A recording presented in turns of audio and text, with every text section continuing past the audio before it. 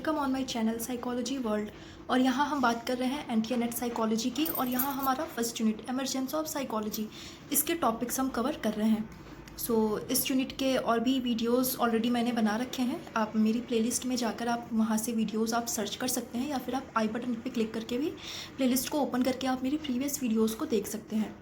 आज की वीडियो में हम बात करेंगे ट्रांसपर्सनल साइकोलॉजी की। What is transpersonal psychology? इसके बारे में आज की वीडियो में हम बात करेंगे। Let's start. ट्रांसपर्सनल साइकोलॉजी, इसको हिंदी में हम कह सकते हैं आध्यात्मिक मनोविज्ञान। ट्रांसपर्सनल साइकोलॉजी।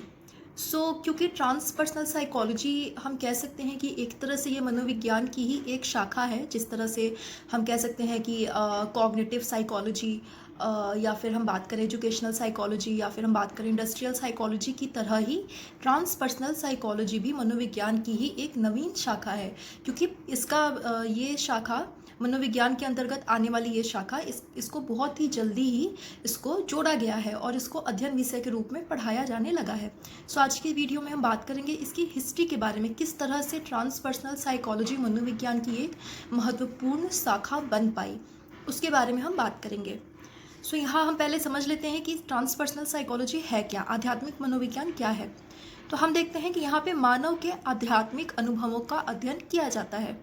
मीन्स हम कह सकते हैं कि जैसा कि हमें नाम से ही पता चल रहा है, ट्रांसपर्सनल साइकोलॉजी आध्यात्मिक मनोविज्ञान। मीन्स हम कह सकते हैं कि एक आत्म का अध्ययन, सेल्फ का अध्ययन, सेल्फ से परे का अध्ययन। जिस तरह से अगर हम कह सकते हैं कि हम अगर मेडिटेशन करते हैं, मेडिटेशन में हम किस तरह से, किन प्रोसेस के थ्रू हम मेडिटेशन करते हैं, या फिर मेडिटेशन से हमारी बॉडी में, हमारे माइंड में क्या क्या चेंजेस आते हैं, उसको हम डायरेक्टली नहीं देख पाते।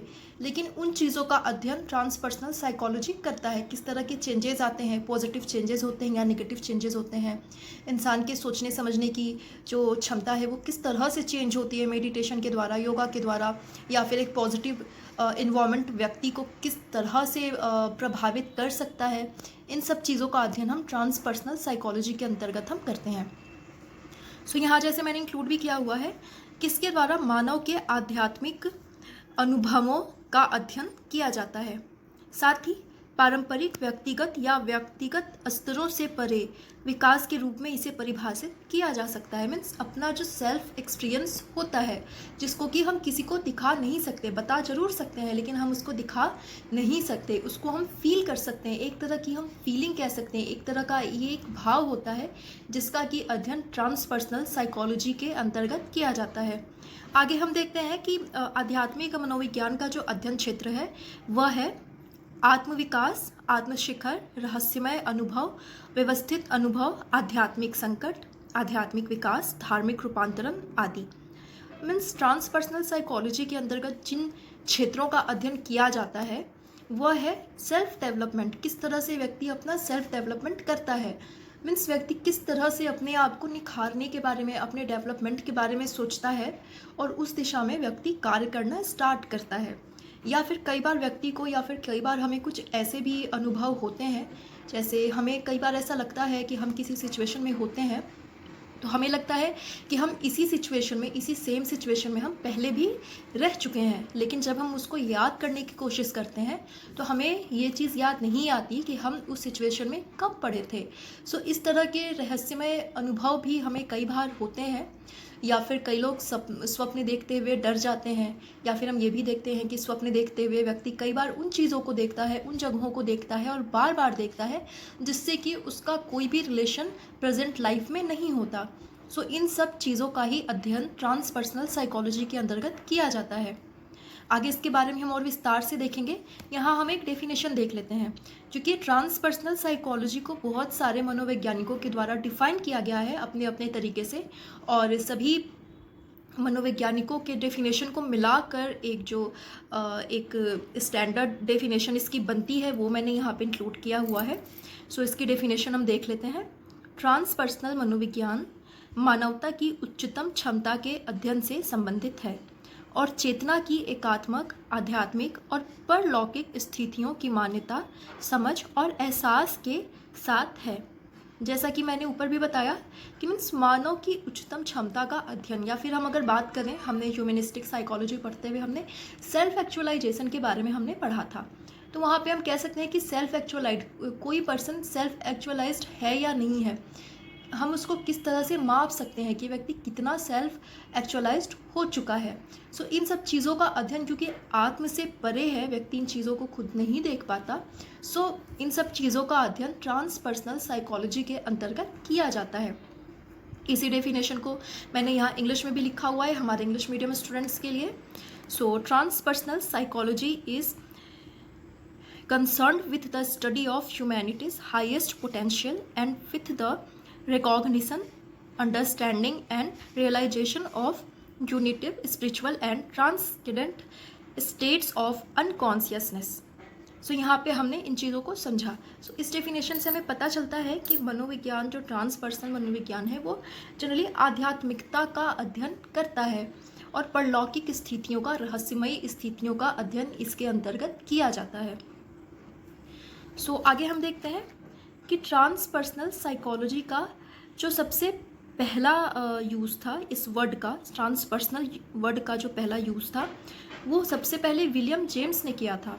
ये विच बतलाते हैं, विच एक मनोवैज्ञानिक हैं जो कि बतलाते हैं कि ट्रांसपर्सनल शब्द का उपयोग सर्वप्रथम विलियम जेम्स के द्वारा किया गया था। उन्होंने अपने एक स्पीच में लिखा हुआ था या व्याख्यान नोट्स में लिखा हुआ था, लेकिन वहाँ पे उन्होंने ट्रांसपर्सनल की जो डेफिनेशन हमने समझी उससे अलग वहाँ पे उनका अर्थ था। मीन्स अभी हम जैसा ट्रांसपर्सनल साइकोलॉजी के बारे में पढ़ रहे हैं उनका वैसा मीनिंग नहीं था। उन्होंने दूसरे अर्थ में ट्रांसपर्सनल साइकोलॉजी या ट्रांसपर्सनल वर्ड का यूज़ किया था।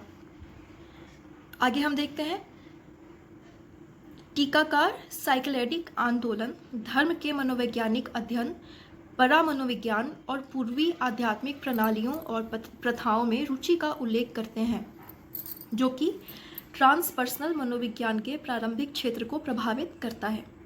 मीन्स हम कह सकते हैं कि कुछ ऐसे स्टडी करने वाले लोग हैं, कुछ ऐसे अध्ययनकर्ता हैं, रिसर्चर्स हैं, जो कि बतलाते हैं कि जो ट्रांसपर्सनल साइकोलॉजी है वो परा मनोविज्ञान का भी अध्ययन करता है और पूर्वी आध्यात्मिक प्रणालियों, मीन्स पूर्व के देशों में जिस तरह से जो प्रणालियाँ होती हैं, जो प्रथाएं या दंत कथाएँ जो प्रचलित हैं, उनमें कितनी सत्यता है, उन चीज़ों के बारे में ये ट्रांसपर्सनल मनोविज्ञान पता लगाता है या उन चीज़ों को अपनी कसौटी पर परखता है। परा मनोविज्ञान, हम कह सकते हैं कि परा मनोविज्ञान भी अभी काफ़ी फेमस हो चुका है और विदेशों में, इंडिया में भी कहीं कहीं पे इसकी स्टडी अब करवाई जाने लगी है और विदेशों में इसकी स्टडी ऑलरेडी कराई जाती है। और परा मनोविज्ञान भी ये ट्रांसपर्सनल साइकोलॉजी से ही रिलेटेड है। आगे हम देखते हैं, इसे मनोविज्ञान का चौथा बल कहते हैं, जिसकी पृष्ठभूमि मैस्लो के द्वारा तैयार की गई। अगर हम इसकी हिस्ट्री को देखेंगे, आगे हम इसकी हिस्ट्री के बारे में हम बात करेंगे, सो हम पाएंगे कि ये ट्रांसपर्सनल साइकोलॉजी मीन्स कहीं अपने आप से ये आने वाली एक कोई ब्रांच नहीं है, बल्कि जब ह्यूमनिस्टिक साइकोलॉजिस्ट के द्वारा ह्यूमनिस्टिक साइकोलॉजी में कंट्रीब्यूट किया जा रहा था, उसी समय कुछ मनोवैज्ञानिकों का ध्यान इस ओर गया, ट्रांसपर्सनल की ओर गया, और उन्होंने, कुछ मनोवैज्ञानिकों ने मिलकर इसी दिशा में, ट्रांसपर्सनल साइकोलॉजी के अंतर्गत ही इसी दिशा में रिसर्च का काम स्टार्ट किया और उन्होंने अपना कंट्रीब्यूशन देकर आज के डेट में ट्रांसपर्सनल साइकोलॉजी को मनोविज्ञान का चौथा बल के रूप में स्थापित किया है। सो जैसा कि हम पहले से ही जानते हैं कि मनोविज्ञान का प्रथम बल साइको एनालिसिस है और मनोविज्ञान का सेकंड बल जो है वो वाटसन की थ्योरी बिहेवियरिज्म है। मनोविज्ञान का तीसरा बल मानवतावादी मनोविज्ञान को कहते हैं और ट्रांसपर्सनल साइकोलॉजी को मनोविज्ञान का चौथा बल होने का दर्जा प्राप्त हो गया है, क्योंकि जिस तरह से ये उभरा है और जितनी तेज़ी से ट्रांसपर्सनल मनोविज्ञान विकसित हुआ है, तो उस अर्थ में हम कह सकते हैं कि ये मनोविज्ञान का चौथा बल बन चुका है।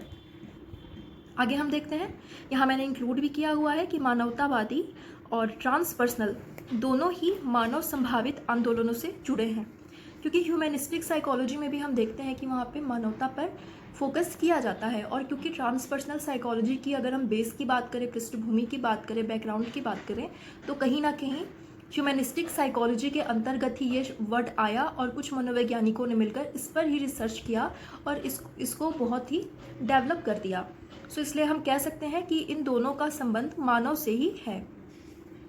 आगे हम देखते हैं, ट्रांसपर्सनल शब्द का प्रारंभिक उपयोग इसी के अर्थ में स्टैनिस्लाव ग्रोफ और एंथनी सुचित के द्वारा किया गया। मीन्स जैसा कि हमने अभी पहले पढ़ा कि विलियम जेम्स ने पहली बार ट्रांसपर्सनल वर्ड का यूज़ किया था, लेकिन उनका जो अर्थ था उसका वो दूसरे अर्थ में था। और यहाँ हम देखते हैं कि ट्रांसपर्सनल शब्द को इसी अर्थ में सर्वप्रथम किसने डिफाइन किया, तो हम देखते हैं कि स्टैनिस्लाव ग्रोफ और एंथनी सुचित के द्वारा इसको बतलाया गया। सो ये नेम आपको ध्यान में रखना है, और साथ ही आपको ये भी ध्यान में रखना है कि ये ट्रांसपर्सनल साइकोलॉजी मानवतावादी मनोविज्ञान से ही जुड़ा हुआ है, और उससे ही उसके अंतर्गत ही इसका विकास हुआ, और आज ये मनोविज्ञान की एक नवीन और महत्वपूर्ण शाखा बन चुकी है।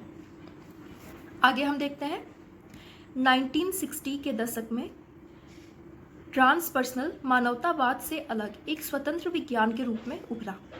मीन्स 1960 से पहले तक इसको ट्रांसपर्सनल साइकोलॉजी कोई भी अलग ब्रांच नहीं था, और इसको ह्यूमनिस्टिक साइकोलॉजी के अंतर्गत ही इसकी स्टडी की जाती थी।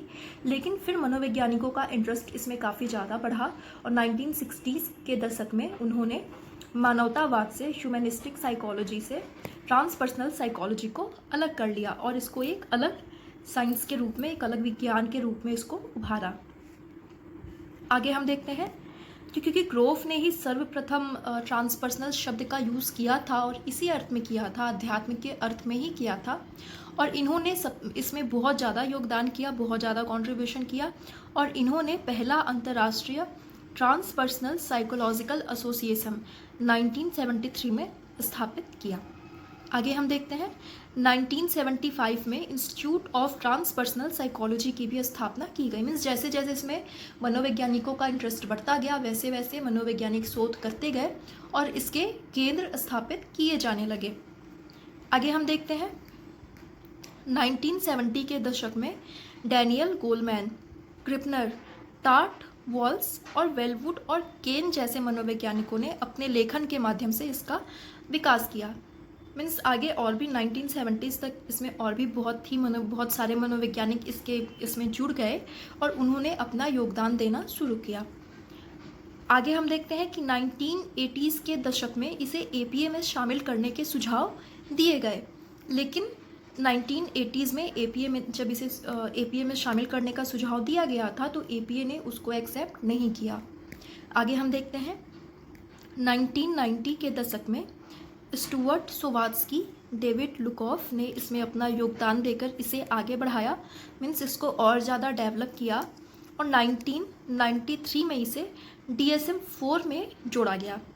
1996 तक ट्रांसपर्सनल साइकोलॉजी लोकप्रिय होने लगा, और करीब 3000 शोधार्थी इसमें शोध करने लगे।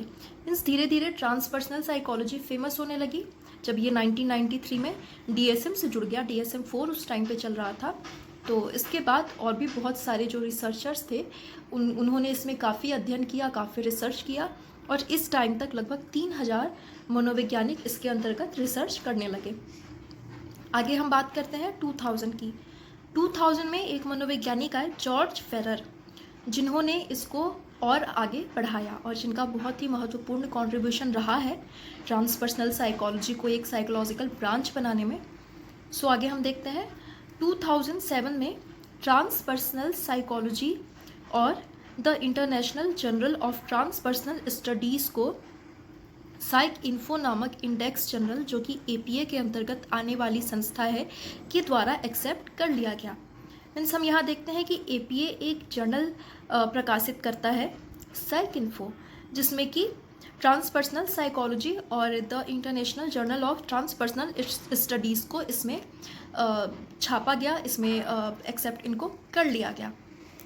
आगे हम देखते हैं 2012 में इंस्टीट्यूट ऑफ ट्रांसपर्सनल साइकोलॉजी ने घोषणा की कि वह सोफिया यूनिवर्सिटी में अपना नाम बदल रहा है तथा इसे विस्तारित कर रहा है। और आगे हम देखते हैं 2016 में कैलिफोर्निया यूनिवर्सिटी ऑफ इंट्रीगल और ट्रांसपर्सनल साइकोलॉजी में ऑनलाइन PhD प्रोग्राम भी शुरू किया, जिसकी स्थापना ग्लेन हॉटेलियस ने किया, जिसमें फेरर भी शामिल थे।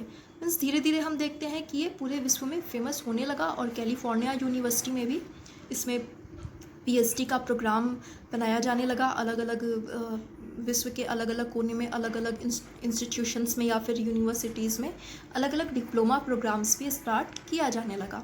सो इस तरह से हम देखते हैं कि, और आज के दौर में हम देखते हैं कि ट्रांसपर्सनल साइकोलॉजी भी मनोविज्ञान के अन्य शाखाओं की तरह अपना स्थान बना चुका है।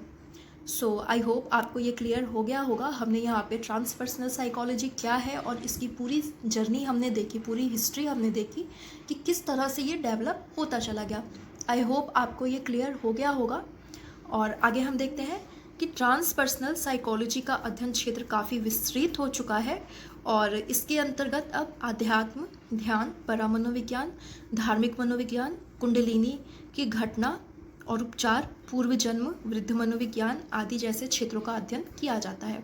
हम अगर बात करें जीरो साइकोलॉजी जो कि वृद्ध मनोविज्ञान से रिलेटेड है, हम बात करें अगर अपने पूर्व जन्म के बारे में, पास्ट पूर्व जन्म के हम बात करें, या फिर हम कुंडलिनी शक्ति की बात करें, या फिर हम आध्यात्मिकता की बात करें, मेडिटेशन की बात करें, ध्यान की बात करें, या फिर हम परामनोविज्ञान की बात करें, सो हम देखते हैं कि इन सब चीज़ों का अध्ययन ट्रांसपर्सनल साइकोलॉजी के अंतर्गत किया जाता है और इसको स्कूल्स में, इसको कॉलेजेस में और यूनिवर्सिटीज़ में बहुत ही बखूबी पढ़ाया भी जाता है और इसके स्टडी प्रोग्राम भी इसके बनाए गए हैं। सो आई होप आपको ये क्लियर हो गया होगा। सो आज की वीडियो हमारी कंप्लीट होती है ट्रांसपर्सनल साइकोलॉजी की, और आप हमारे साथ बने रहें। मैं जल्दी नेक्स्ट टॉपिक लेकर मैं अपलोड करूँगी। और अगर आपको वीडियो अच्छी लगती है तो आप वीडियो को सब्सक्राइब कर लें, लाइक कर लें, और अगर आपके कोई सुझाव हो तो आप मुझे कमेंट करके आप शेयर कर सकते हैं। सो आज के लिए इतना ही। Thank you so much.